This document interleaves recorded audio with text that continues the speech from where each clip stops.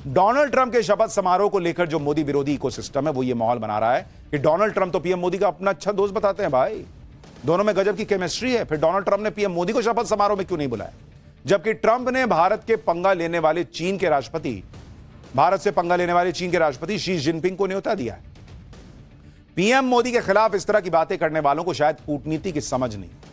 आज ऐसे लोगों की कूटनीति की क्लास लगाना भी जरूरी है भाई। पहली बात तो यह है कि ऐसा नहीं है कि डोनाल्ड ट्रंप ने अमेरिका के सभी करीबी देश के नेताओं को बुला लिया और पीएम मोदी को नहीं बुलाया।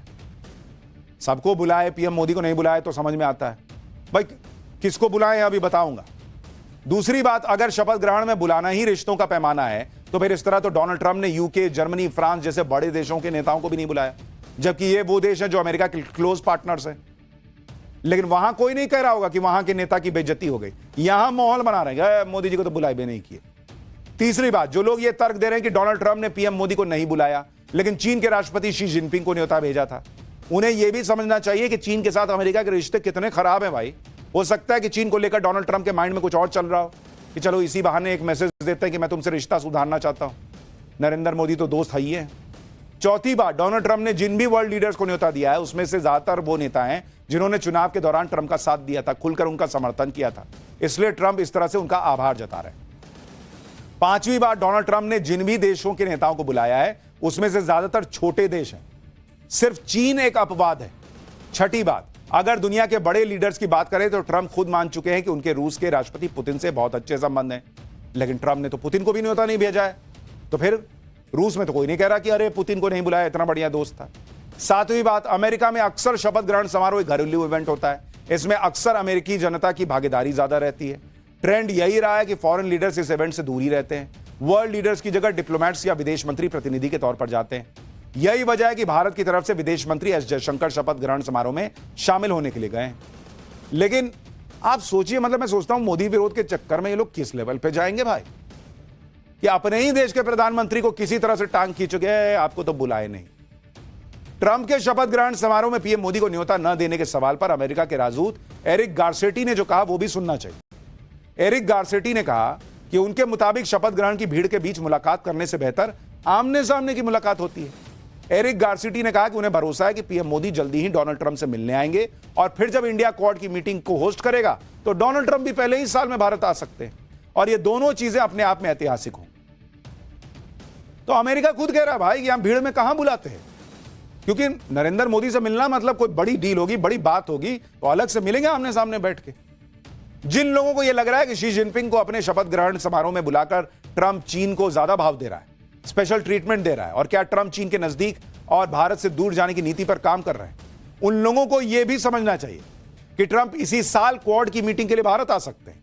इस साल क्वाड की मीटिंग को भारत होस्ट करने जा रहा है। ऐसी रिपोर्ट है कि ट्रंप क्वाड की मीटिंग में शामिल होने के लिए इसी साल अप्रैल में या फिर साल के अंत में भारत आ सकते हैं।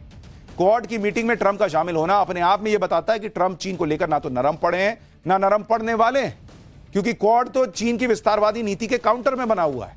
और ऐसी भी रिपोर्ट है कि ट्रंप के शपथ लेने के अगले ही दिन यानी कल अमेरिका में क्वाड के विदेश मंत्रियों की मुलाकात हो सकती है।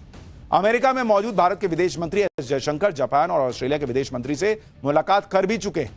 इसके अलावा ऐसी भी रिपोर्ट है कि डोनाल्ड ट्रंप के न्योते पर पीएम मोदी इसी साल मार्च से मई के बीच अमेरिका जा सकते हैं, जहां वो ट्रंप से 1-to-1 मुलाकात कर सकते हैं।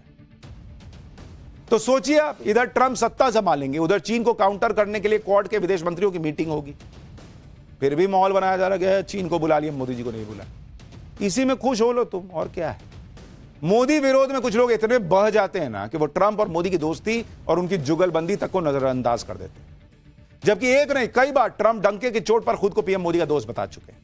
ट्रंप मोदी के दोस्त भी हैं, उनके जबरदस्त फैन भी।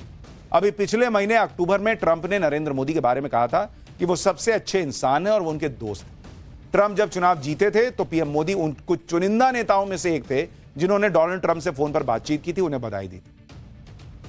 अगर स्टाइल ऑफ वर्किंग और विचारधारा की बात भी करें तो पीएम मोदी और ट्रंप कई मायनों में एक जैसे। आप खुद सुनिए कैसे कई मौकों पर डोनाल्ड ट्रंप पीएम मोदी की तारीफ कर चुके हैं। फिर आपको बताऊंगा ट्रंप कैसे भारत के जबरा फैन भी हैं और वो फैसला ट्रंप का जो भारत के लिए बहुत फायदेमंद साबित होने वाला है। Started out by his father's side as a Chihuahua, a tea seller. When he was a young man, he worked at a cafeteria in this city. Stand up.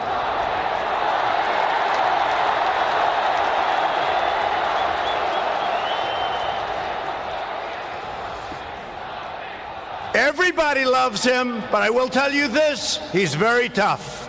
Well, my personal chemistry is as good as it can get. I have great respect, I have great admiration, and I really like him. That's another thing. And he's a great gentleman and a great leader. And I remember India before, now not intimately, but I remember India before, and it was very torn. There was a lot of dissension, a lot of fighting, and he brought it all together. Like a father would bring it together. And maybe he's the father of India. जब Donald Trump चुनाव लड़ रहे थे तो भारत में भी उनकी जीत के लिए प्रार्थनाएं हो रही, क्योंकि डोनाल्ड ट्रंप उन नेताओं में से हैं जो हमेशा भारत के समर्थन की बात करते हैं। ट्रंप हमेशा कट्टरपंथियों की क्लास लगाते हैं। ट्रंप अकेले अमेरिकी नेता हैं जो हिंदुओं की भी बात करते हैं। ट्रंप एक नहीं कई बार कह चुके हैं कि वो भारत और हिंदुओं से प्यार करते हैं। डोनाल्ड ट्रंप अमेरिका के इकलौते नेता हैं जिन्होंने बांग्लादेश में हिंदुओं पर होने वाले अत्याचारों के खिलाफ खुलकर बोला था। ट्रंप कई मौकों पर हिंदुओं की तारीफ कर चुके हैं। ये आपको लाइव तस्वीरें भी साथ साथ दिखाता चल रहा हूं। ट्रंप ने कहा था कि वो हिंदुओं के फैन हैं, हिंदू बहुत शानदार होते हैं। एक बार सुनिए भारत और हिंदुओं को लेकर ट्रंप क्या कह चुके हैं, इसका क्या मतलब है बांग्लादेश के लिए आने वाले वक्त में वहां क्या हो सकता है, और ट्रंप के आने से कैसे वर्ल्ड ऑर्डर बदलने वाला है ये बताऊंगा। लेकिन पहले एक बार ट्रंप को सुनिए।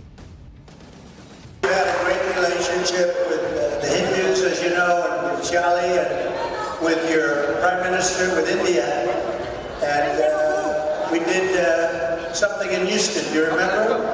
Right? That's right. Howdy Modi. That was a big deal. I told he said, I'd love to have you go. If we were elected, India would have a true and great friend in the White House. And I can tell you, you have never had a better friend as president than President Donald Trump. That I can tell you. अब ये भी समझिए, ये देखिए तस्वीरें आ रही हैं, Donald Trump शपथ ग्रहण समारोह की जगह पर पहुंच चुके हैं और उनके साथ जो बाइडेन भी नजर आ रहे हैं। तो ये लाइव तस्वीरें, सीधी तस्वीरें आपको दिखा रहा हूं। अब से बस कुछ ही देर में डोनाल्ड ट्रंप का शपथ ग्रहण शुरू होने वाला है। ये उसकी तस्वीरें हैं। अब लेकिन ये समझिए कि ट्रंप के आने के बाद भारत के लिए क्या बदल जाएगा। एक्सपर्ट्स का मानना है कि ट्रंप के आने के बाद भारत और अमेरिका के बीच डिफेंस की पार्टनरशिप बहुत तेजी से आगे बढ़ी।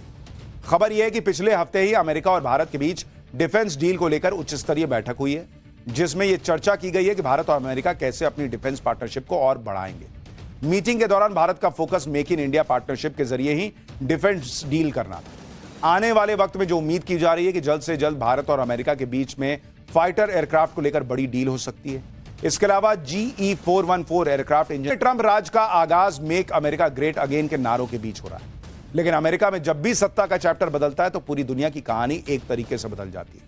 और इस बार ट्रंप ने अपने इरादे पहले ही जता दिए, बता दिए कि उनकी सत्ता में कौन सुख भोगेगा और कौन रोएगा। ट्रंप सरकार का एजेंडा तय है और टारगेट भी। ट्रंप का पहला टारगेट है रूस यूक्रेन युद्ध को रोकना, दूसरा है मिडिल ईस्ट की अराजकता को खत्म करना, तीसरा है वर्ल्ड वॉर की आशंकाओं को खत्म करना, और चौथा है घुसपैठियों को अमेरिका से निकालने का अभियान चलाना। पांचवां टारगेट है अमेरिका की डीप स्टेट, कट्टरपंथी और आतंकवाद को खत्म करना। छठा टारगेट है चीन का वर्चस्व खत्म करना। एक बार सुनिए ट्रंप ने शपथ ग्रहण से पहले ही क्या बड़ा ऐलान किया है, फिर आपको बताऊंगा कि ट्रंप इफेक्ट क्या चीज है।